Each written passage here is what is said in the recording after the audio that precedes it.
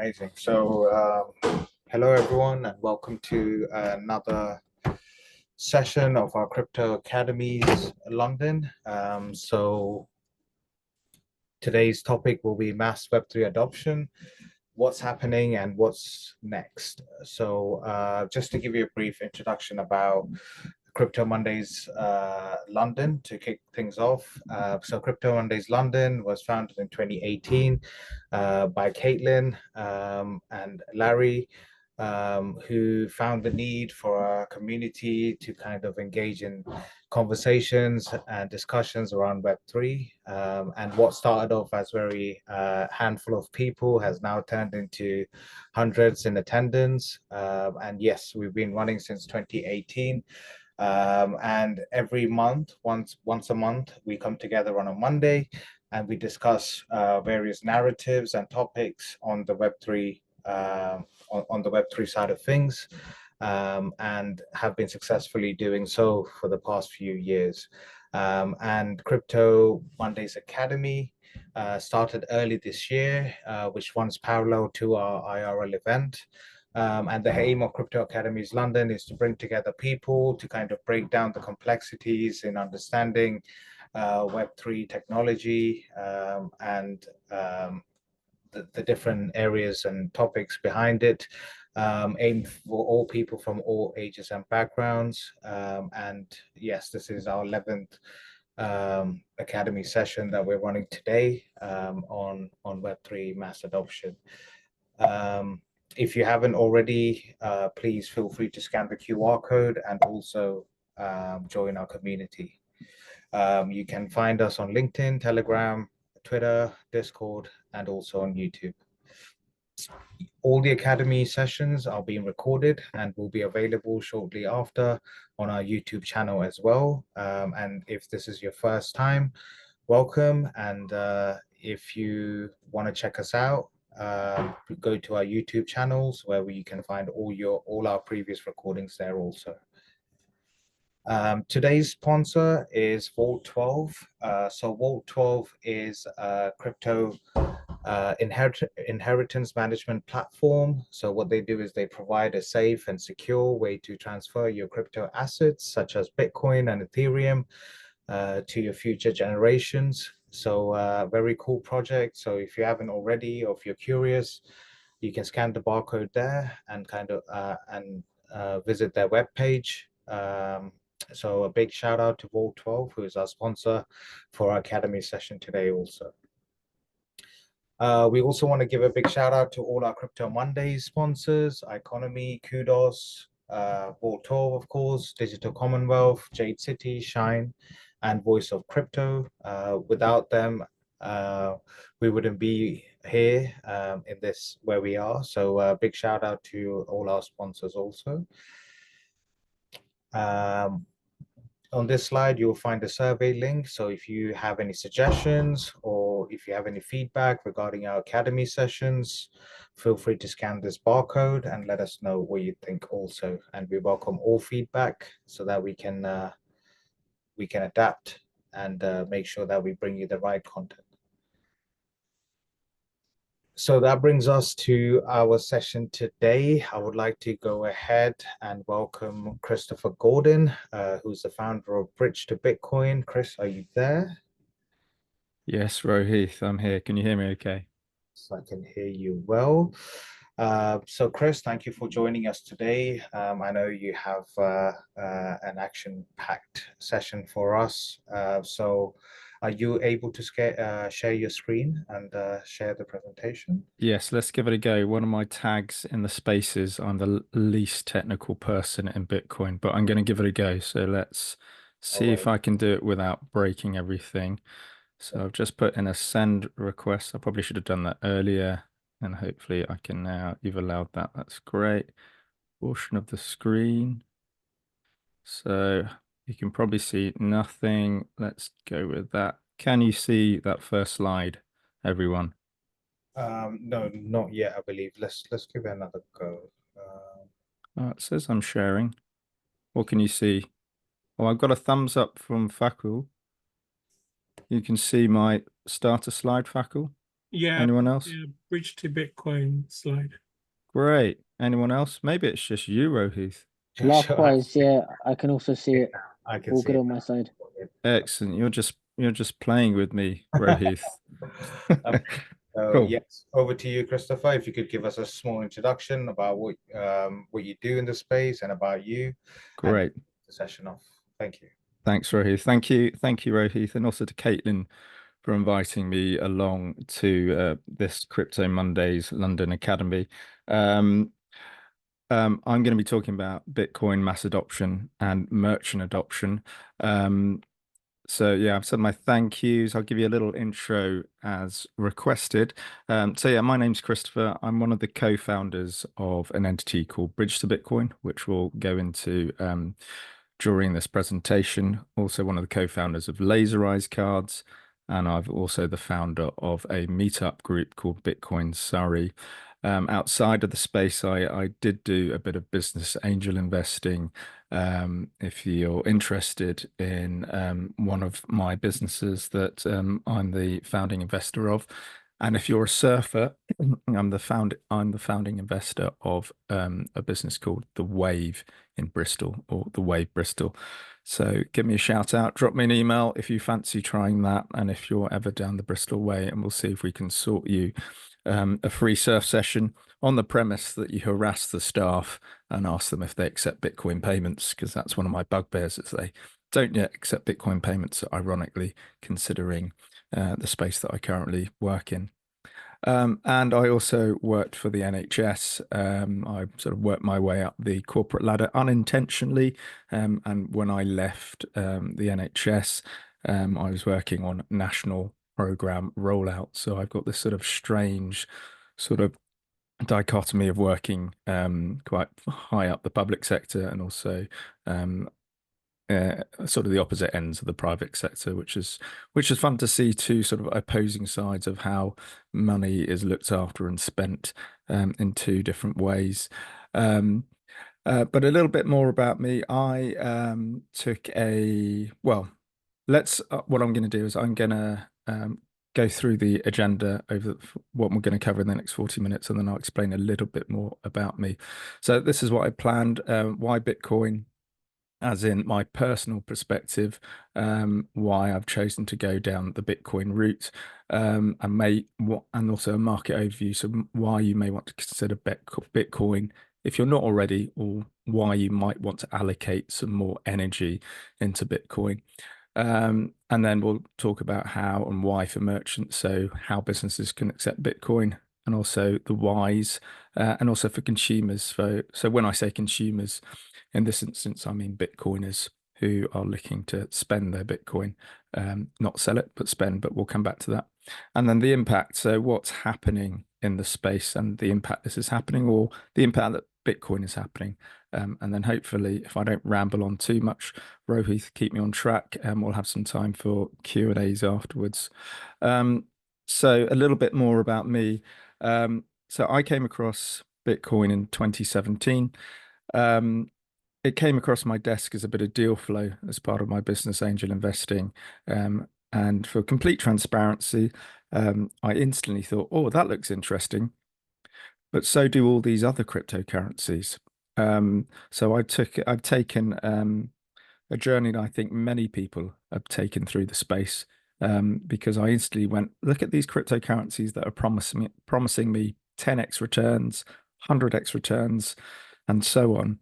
And because I'm human and I have fallacies and I'm greedy, like most of us are, deep down somewhere, I instantly went, fantastic. I'm gonna do a deep dive into these cryptocurrencies. And I spent a fair bit of time looking at these cryptocurrencies, looking at a number of them, investing in a number of them. I was even asked to be on the board of a number of them. But in the end, I took what's called the horseshoe journey through the space. So I started in Bitcoin and, let's say, dipped down into the loads of cryptocurrencies and came back to Bitcoin. So I now just work in the Bitcoin space. And essentially that's because Bitcoin is money. It's the hardest and the best money we've seen. my experience with cryptocurrencies, that the large majority of them are essentially fairground tokens. I don't know how many cryptocurrencies there are on the market now. I think it's someone quoted 29,000 now. We're well into the 20s of thousands, and Bitcoin is king. But we'll do a little deeper dive into that in a moment. So I started Bridge to Bitcoin together with a couple of other people, one of whom's on this call today. And essentially, I started Bridge to Bitcoin because I wanted to live in a Bitcoin circular economy. Having taken that horseshoe journey through the space, I decided, actually, this is a great form of money. I want to be able to use it. And I met James and Simon, and I'll go a little bit more into that story on the next slide. And on the back of that, we also formed Laser Eyes Cards. So Laser Eyes Cards is a specialist contactless Bitcoin debit card. So the generic name for a contactless Bitcoin debit card is the Bolt card, but ours does something a little special. So I'll show you that at some point if we have time. And as I said earlier, I founded Bitcoin Surrey. We have a meetup. If anyone on the call is in the Surrey area, would like to come and join us, we have a meetup tomorrow evening in a pub that has just started accepting Bitcoin payments in Surrey, in Farnham. But I'm happy to share those details if anyone wants to have more details. If anyone wants more details. So why Bitcoin? Well, it comes down to two fundamentals that make it different to all other currencies.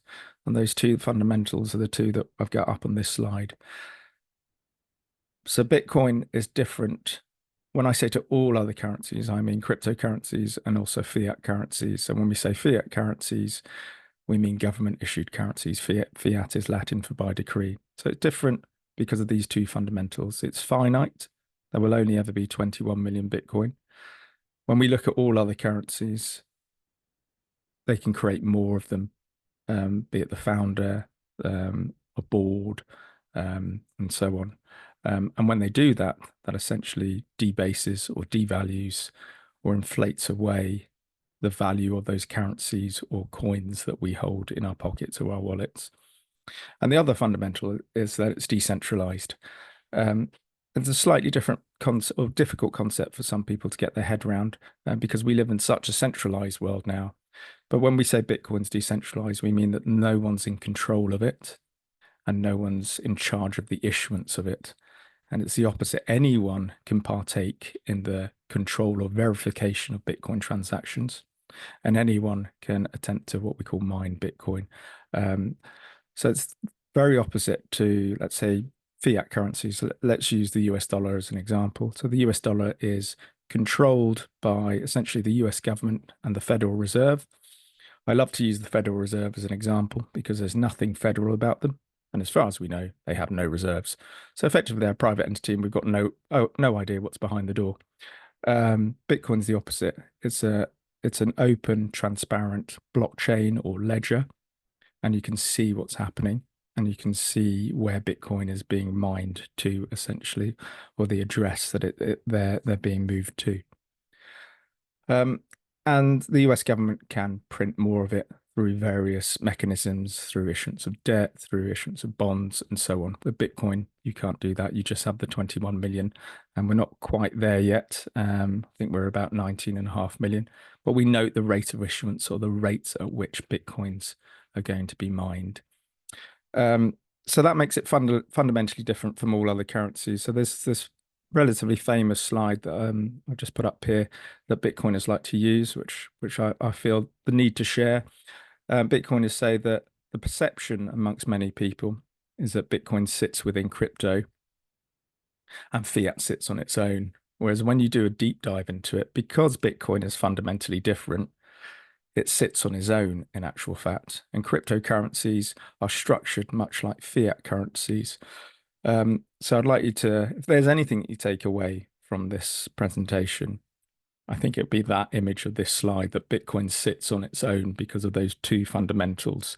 The further you dig into it, the further you realize actually these two fundamentals really do radically change how Bitcoin changed things and how it's radically different to how all other monies that we see, including cryptocurrencies and fiat currencies.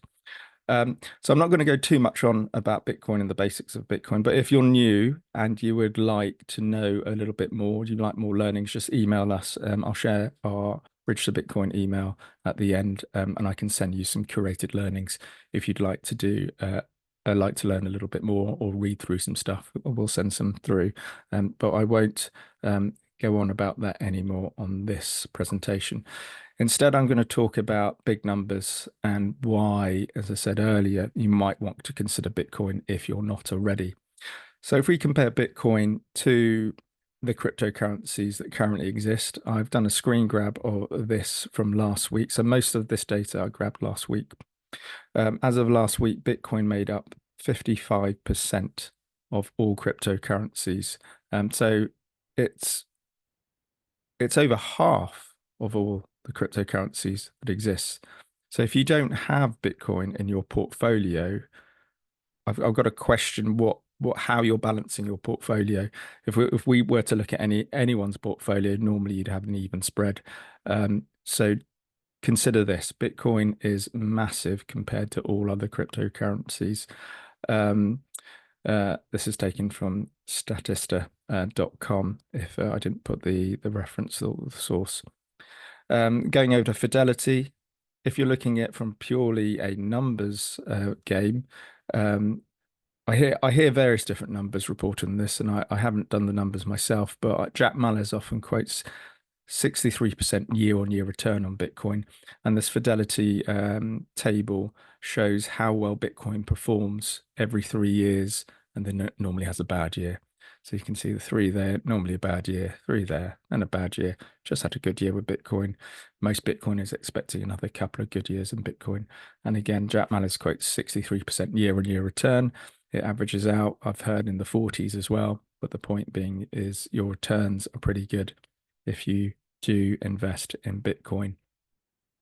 And thinking of Bitcoin as an investment, if we look at it as an asset, purely an asset, it currently sits at number 10. It's actually dropped down. I think it did a swap with Meta or Facebook. It currently sits at number 10 when it's measured as an asset by market cap.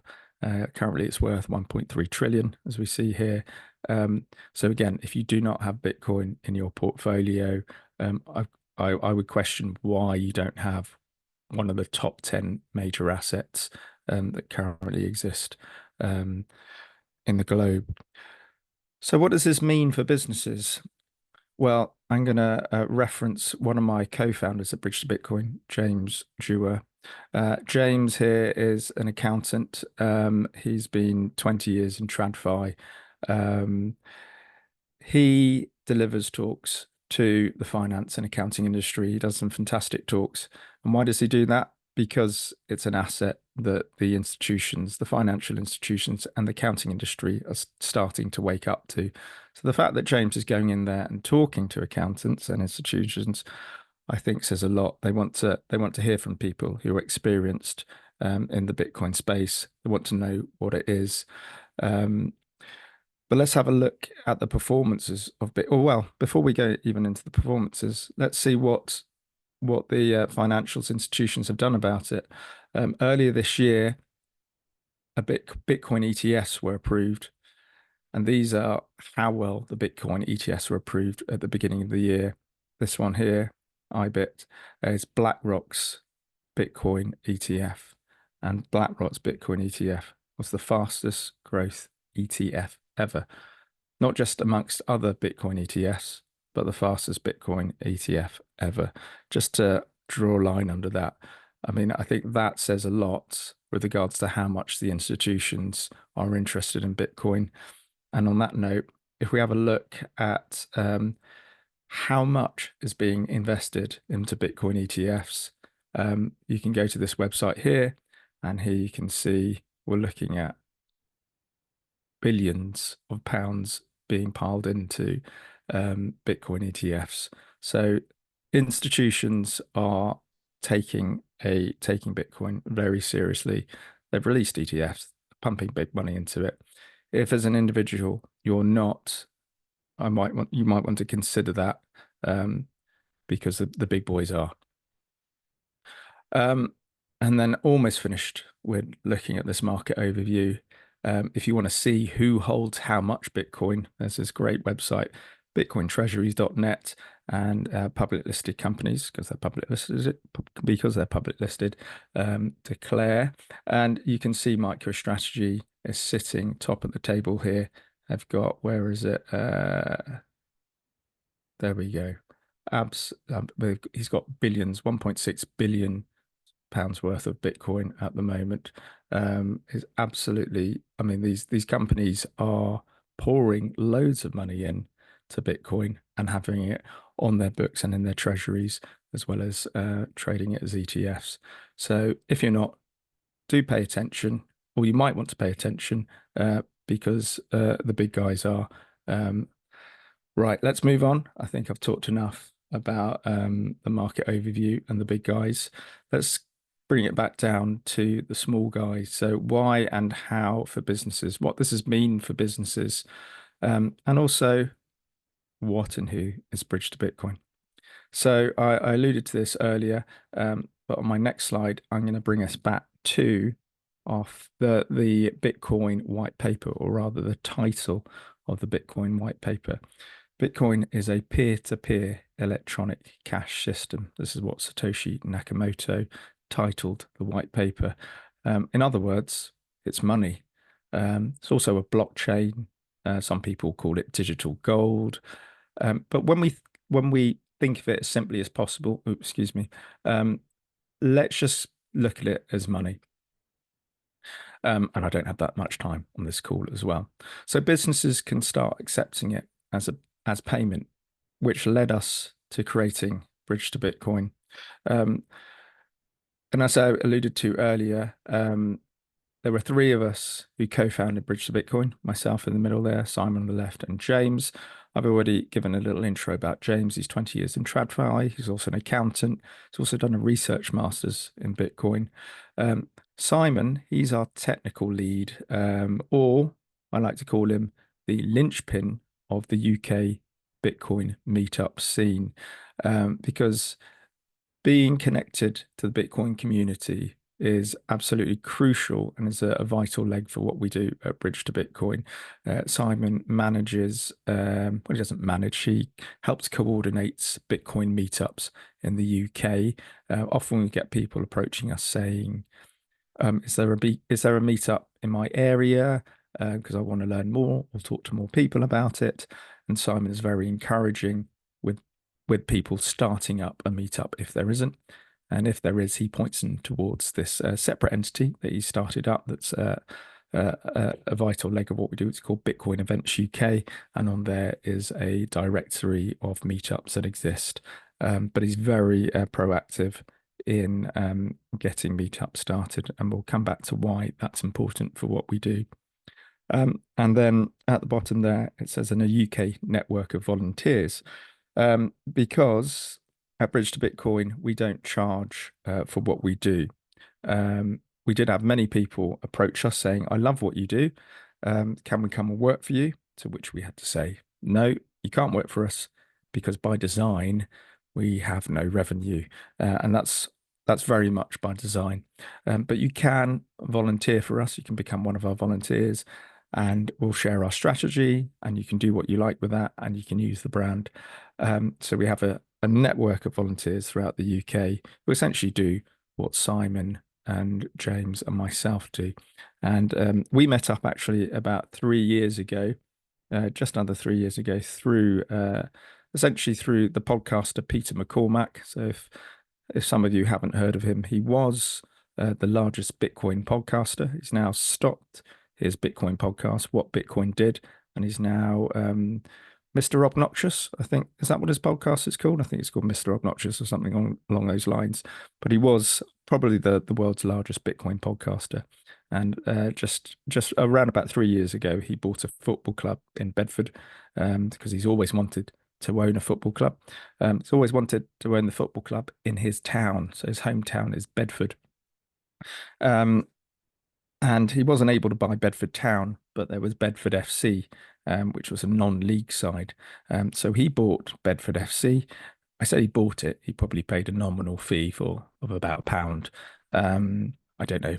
I don't know the details. But I suspect he paid a small amount, being a non-league team. But anyway, he rebranded the team to Real Bedford, as in Real Madrid, tongue in cheek. So he now has a football club called Real Bedford.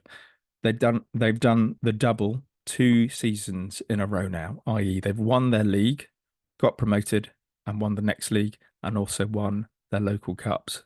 So they're absolutely flying.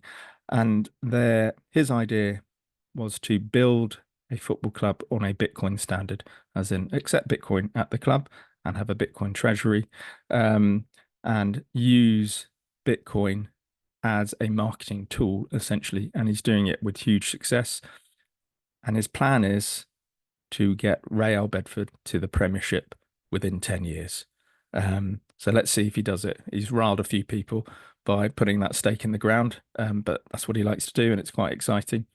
But anyway, going back to Simon James and myself, so shortly after he bought the club and before he rebranded it to Real Bedford, Simon James and I, independently, before we'd met, decided to go up and support Peter. And we all went along to one of the first matches. And this match that I'm thinking of was an away match, in actual fact. There were only 20 people at this match, 10 of whom were Bitcoiners, 5 of whom was Simon and his 3 daughters. So a very small crowd. So us Bitcoiners got chatting. We realized we had some common goals in that we wanted to live on a Bitcoin circular economy. So rather than go away and work in silo, we decided to combine our efforts and form Bridge to Bitcoin. And now we have this entity and also a number of volunteers throughout the UK. So coming back to some more data. So as I mentioned earlier, Bitcoin Events UK was the entity that Simon set up as a separate important leg. When we first met, there were about 10 meetups in the UK. We've now got 58 meetups as of August. That might be more. I need to double check. I'm not sure I double checked that with Simon last week. So we're about, let's call it about 60, because that number seems to be increasing and I can't keep tabs on it. And that's a good indication of how the Bitcoin community is growing, or at least how the Bitcoin community is becoming more visible and more active. So there's a nice photo I thought I'd chuck in. There's some proof of work. We had some our volunteers often help us when they can, and we were exhibiting at a trade show last week. So we were at the Excel. It's the 3rd time we've been at a national trade show. Last week it was the Hospitality Tech Expo. So we were onboarding businesses for free to accept Bitcoin payments together with volunteers. And it's one of our favorite bits of the job. We get to speak to normal people. Ironically, most Bitcoiners like to chat to other Bitcoiners. We like to chat to people who are not aware of Bitcoin and help give them a leg up, if you like, towards Bitcoin. And we do that. One of the ways we do that is through exhibiting at trade shows and telling business owners and business operators how they can accept Bitcoin and getting them set up. And also this helps remove friction by speaking to them in a normal space, not in a strange cultish Bitcoin space like a Bitcoin conference. But yeah, so we go to normal trade shows. And talking about friction, that's a nice segue to my next slide. Let's have a quick tech overview, looking specifically at how accepting Bitcoin payments became a viable proposition. So for transparency, I've stolen this slide off someone called Chuck Mallers. This is some complaints, if you like, about Bitcoin. So often we hear Bitcoin is volatile, the price changes. Yes, it is. We can't do anything about it. We're still early, we believe, and that's why we've got volatility. It's slow. Settlement times are 10 minutes or more. That's correct. It is. We can't get away from that. Expensive. It says here network fees are unpredictable and can be high. That's correct. Yeah, if you're looking at small payments, so if you want to buy a cup of coffee with Bitcoin on chain, layer 1, it can cost you as much as the cup of coffee, or even more probably if the network is busy. So you can be waiting 10 minutes or more, and you spent more on transaction fees. So a terrible medium with which to buy coffee. Not scalable. Bitcoin can only handle 7 transactions per second. Yes. Triggers taxable events. So that's dependent on the jurisdiction that you live in. We can, if we have time, we can just touch on that. But I'm not here to give you financial advice. But there are ways of getting around that, not getting around it, but that can be nullified, let's say. Accounting complexity, I would disagree with that. James, as I said, as an accountant, he often has accountant to accountant conversations, normally with a very positive outcome. Some accountants, because they're human, can find it quite scary. What's this new asset? I don't know how it works. And James explains how it works. And then the business that accountant does accounting for accepts Bitcoin relatively quickly. Regulatory risk, not enough regulatory clarity. Again, depending on the jurisdiction you live in, depends on where you sit with that. But I'm not going to have a rant about the FCA on this call. But yeah, Hoddle, why would someone spend an appreciating asset? Good point. Yeah, well, I'll cross that in a minute. So not looking good, is it? I mean, I've talked about how we can get businesses to accept Bitcoin, yet we've got all of these gripes. So how do we get around them? Well, if we think about Bitcoin on its own, those gripes exist. But in 2015, a white paper was written about the Lightning Network. For those who are new to the Lightning Network, the Lightning Network is a layer or a network that sits on top of the base layer on which Bitcoin can be traded. Or not traded, or can be moved, if you like. So to help understand an analogy I like to give, I seem to be frozen. There we go. So sometimes we call it layer 1, and then layer Bitcoin on-chain Bitcoin is layer 1, and Lightning is a layer 2 solution. So Lightning's built on top of Bitcoin, if you like. And the analogy I like to give is that the Lightning Network is to Bitcoin like Visa or is to the pounds. So you move, as I say, you can move Bitcoin on the Lightning Network, much like you can move pounds on Visa or pounds on BACS on traditional legacy payment rails. So the Lightning Network over time, I mentioned the white paper was written in 2015. It took a few years for it to be developed and improved. It's really only coming into its own in the last couple of years. And the benefits of the Lightning Network are transaction fees. So we're looking at, when we're looking at small amounts, so we're buying a coffee or going out for a meal or buying a few pints, we're looking at fractions of a penny. If sometimes there's no transaction fee, but we're looking at fractions of a penny, and it's near instant and final settlement. And also because it's near instant and final settlement, there's no chargeback because Bitcoin is very binary. Either the transaction has been accepted or it's been rejected. So yeah, the irony is there's no fraud on Bitcoin. I love it when people say, oh, it's used by criminals. Well, actually, even the head of security for Visa Europe has said, has refuted that fact. I need to actually grab that interview and get that little, capture that and stick that in a slide somewhere. So yeah, transaction fees can be very more favorable compared to legacy payments versus legacy payments, and again, instant final settlement, normally looking at 2 or 3 days versus the instant of final settlement with Lightning. So if you want, you can download a Lightning wallet if you don't already have one.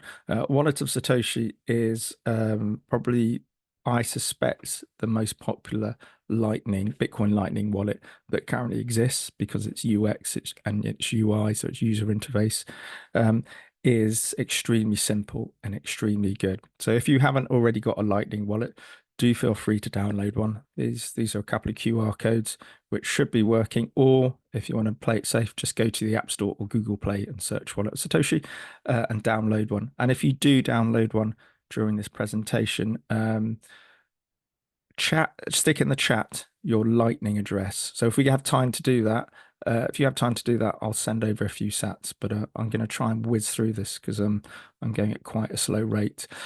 So coming back to this slide here again.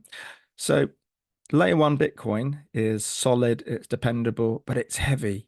What gets me excited is what's happening above Bitcoin, the stuff that's being built on Bitcoin, these additional layers. So Lightning's a layer 2. We're seeing other solutions being built.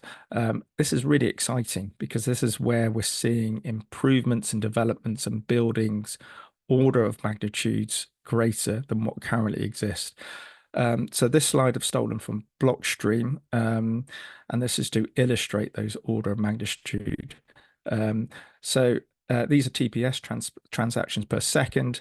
Again, let's have it. Where are we here? Well, it's not on this one, but earlier on I said Bitcoin is 7 TPS, Ethereum 15, PayPal 193, Visa 24,000, Solana 65,000, Lightning, according to Blockstream, sits at 40 million TPS.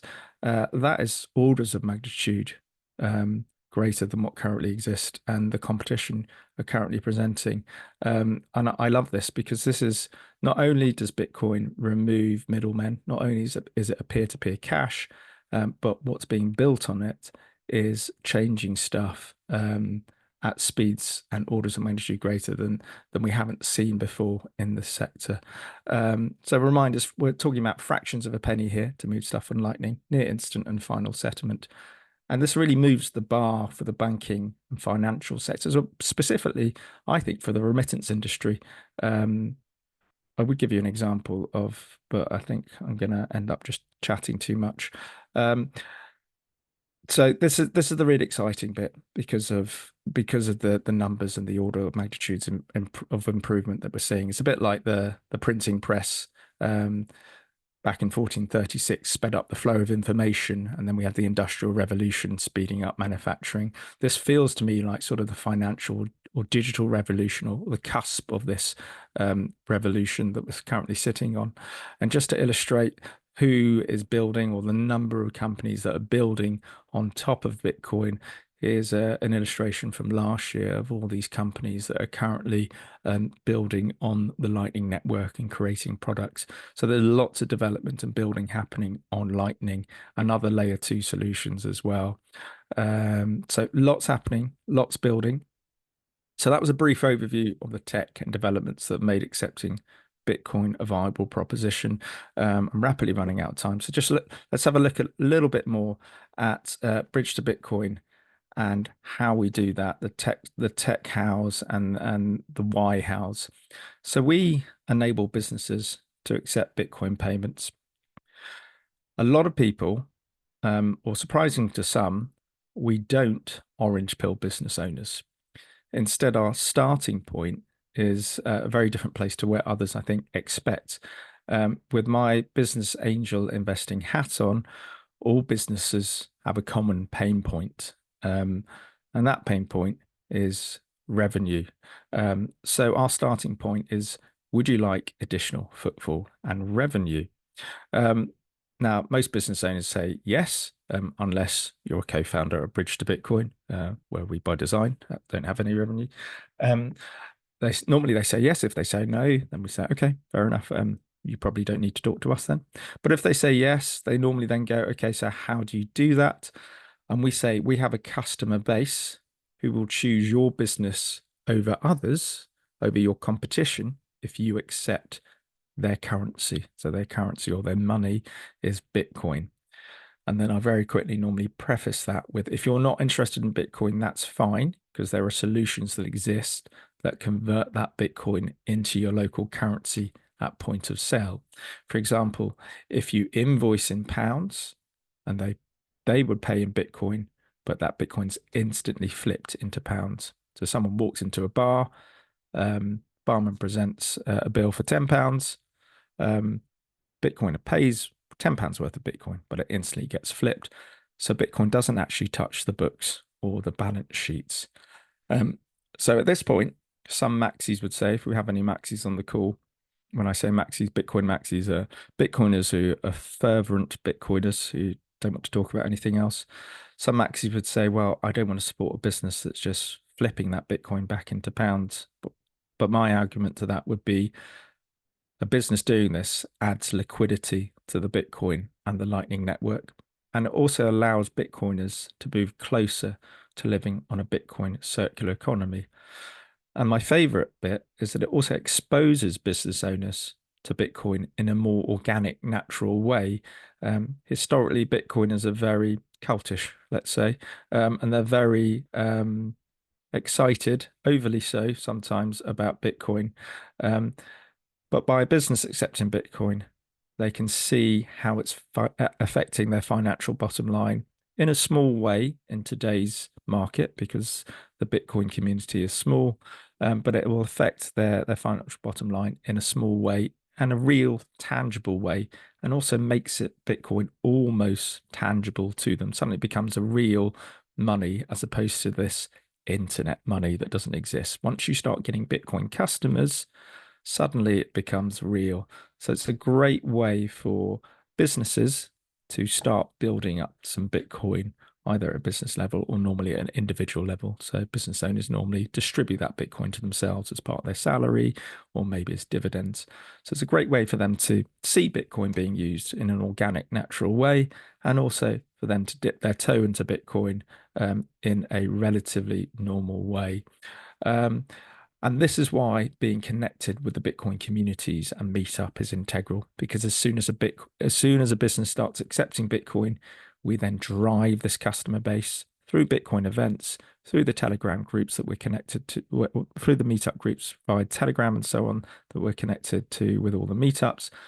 So as soon as that business starts accepting Bitcoin, we will drive that additional footfall and revenue to them. And we also add them to a couple of maps. We've got a map on our website, bridgetobitcoin.com, and there's also a global map called b2cmap.org. And we'll ask those local meetup leaders to host events or the next meetup at that hospitality venue or whatever venue it might be. Normally, we don't have to ask, because those meetup leaders will go, fantastic, we will do that without us even prompting them. And these Bitcoin customers are the most enthusiastic and appreciative customers that these business owners have ever seen, because the catchment area is absolutely enormous. Bitcoiners rather, will drive 2 hours or more just to go and have a slice of cake and a cup of tea, and then they will post it on social media going, this is the best tea I've ever had, it's amazing, and I paid for it in Bitcoin. So they're the most grateful customers that these businesses will normally see. So they're getting appreciative customers. And in these tough economic times, when things are starting to really bite, that makes a real difference, having customers going the extra mile, quite literally, to come and spend money at your business. So let's move on. So yeah, we drive additional footfall through this untapped customer base. So here are some examples. I'm gonna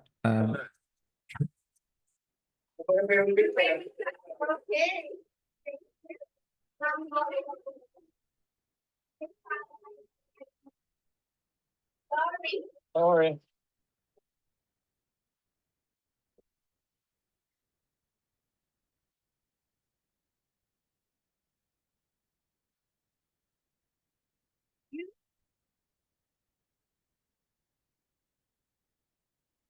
Down the QR code, 36,000 sats, pay, and it's paid. That's perfect. Thank you.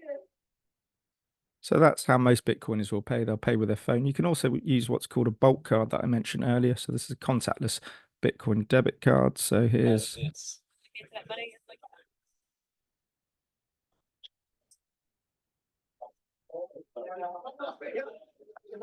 No way. I need to do that. So good. So good. And then last of all, a shameless shill of laserized card. So this is a contactless Bitcoin debit card, but being Bitcoiners, we've designed this so it has laser eyes that light up when you tap and pay.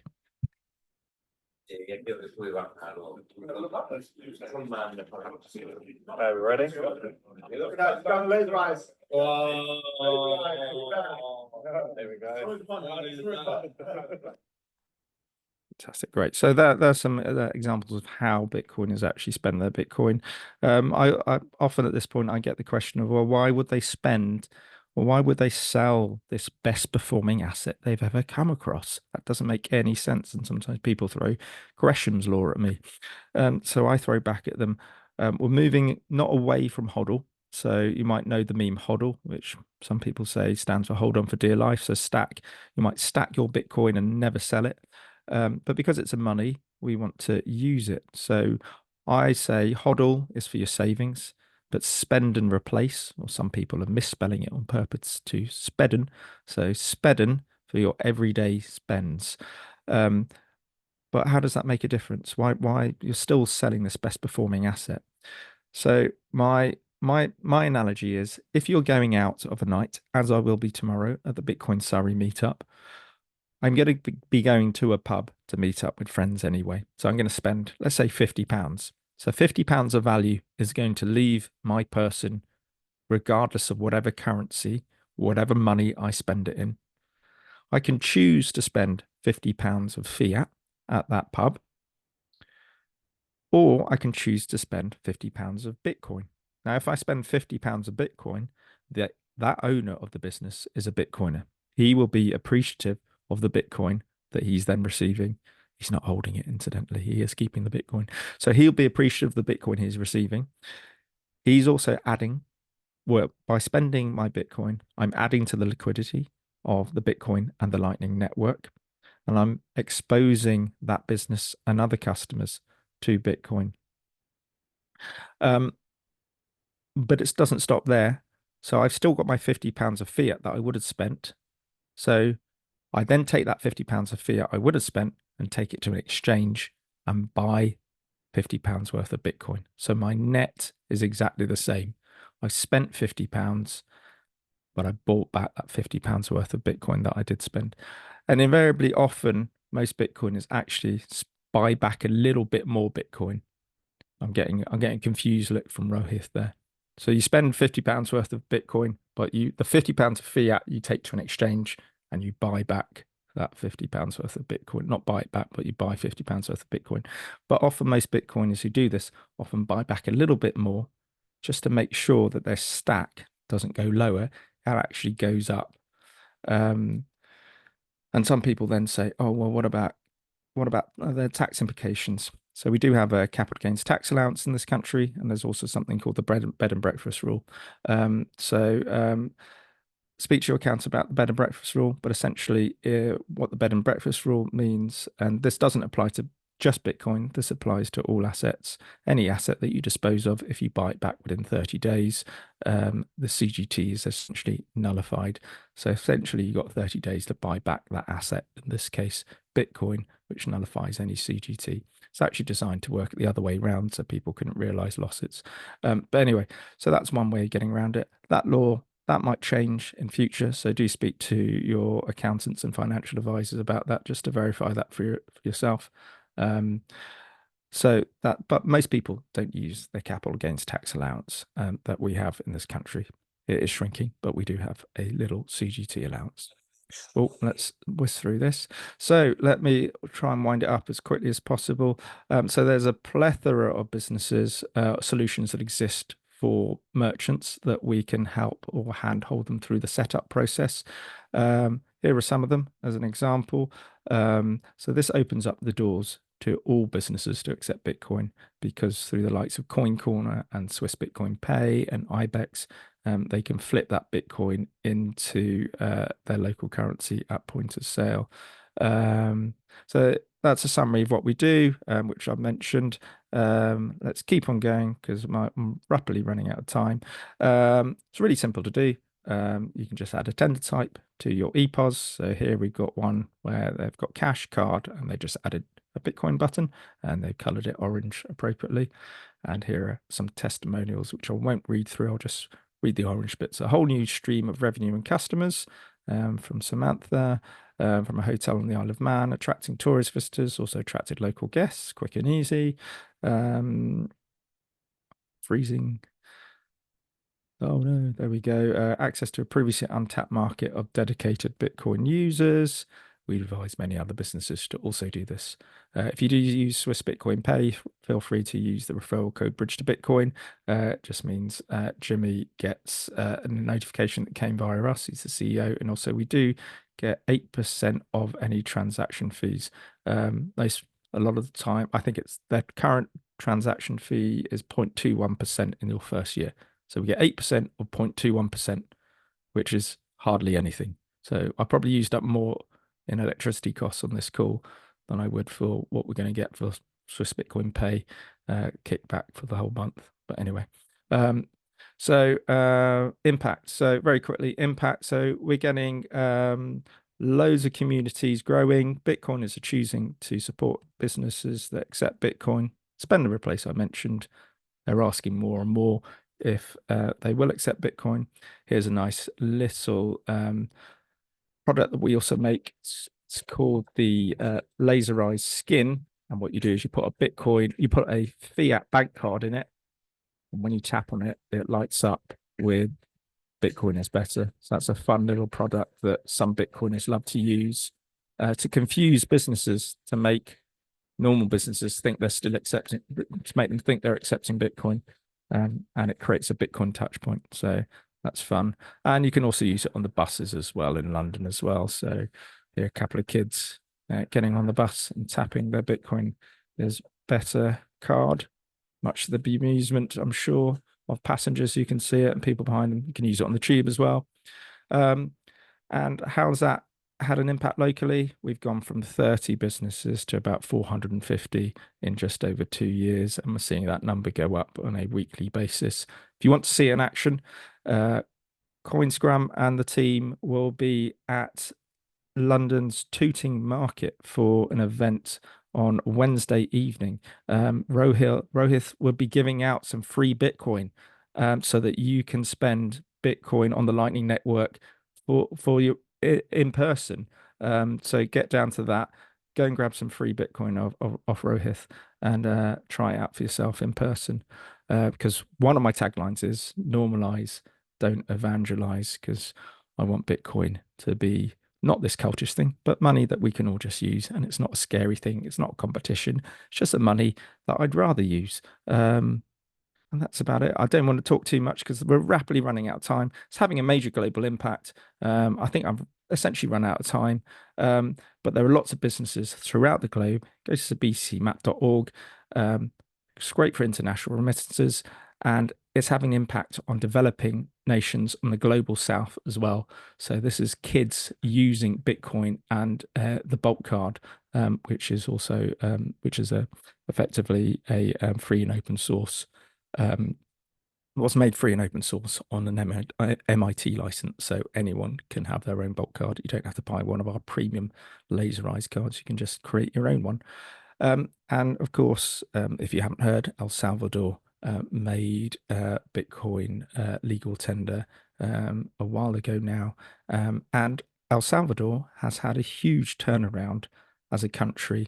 It's now an extremely safe country. It's been rated as one of the safest countries in the world. So it's gone from one of the most dangerous countries in the world to one of the safest countries in the world. So correlate as much as you like with them making Bitcoin legal tender. I think there's some correlation there, which we won't go into. If you want to see more about Bitcoin being accepted in developing nations, I'd recommend looking up someone called Joe Nakamoto. He creates some great videos on YouTube, and also he's on Twitter. That's Joe, Joe Nakamoto, as in Satoshi Nakamoto. So check him out. So thank you for listening. Sorry I've gone over time a little bit, but I've managed to finish before the 7 o'clock. But hopefully people stick around for some Q&As if you have any. There are contact details if you want to get in touch and you want some more Bitcoin learning material, then do send us an email. Or you want to onboard your business for you to accept Bitcoin. As I said earlier, it's an easy way for you to dip your toe into the Bitcoin market if you're not already, and acquire some Bitcoin yourself, as well as gain some additional footfall and revenue from this untapped customer base who are looking for businesses to accept their currency. And it's free. As I say, your ROI is infinity if you do if you do it. Right, I'm going to stop sharing and hand back over to Rohith. Amazing session, Chris. Thank you so much for that insightful information on mass adoption of Bitcoin. And I see you've gained some new followers with the wallet of Satoshi, so that's amazing. And thank you so much to your team for the giveaway as well. Much appreciated. We do have a couple of questions. One of them being, what are the current barriers for businesses to accept Bitcoin, especially in retail, and how do you tackle them? In a few words. So barriers are more psychological, I find. So because we're so early, what I'm finding is that we're really looking for early adopters, not even early adopters. We're looking for innovators in the business space. So we're looking for business owners who are already looking for a USP, because there isn't any reason, as far as we can tell, not to accept Bitcoin. There's only upside. So once you have something in place, you either, if you get a Bitcoin customer, and they spend Bitcoin, then your ROI is infinity because it hasn't cost you anything to accept Bitcoin. Now, if you don't have a Bitcoin customer, it still hasn't cost you anything. So you haven't lost out. Okay, you might spend a few minutes, maybe a maximum of an hour with us chatting. Actually only takes maybe 20 minutes to get you set up, but we end up just chatting about stuff and Bitcoin. It might cost you an hour of your life learning and talking about Bitcoin, but other than that, I don't see any downside to accepting Bitcoin because it doesn't cost you anything. So financially, there's only upside.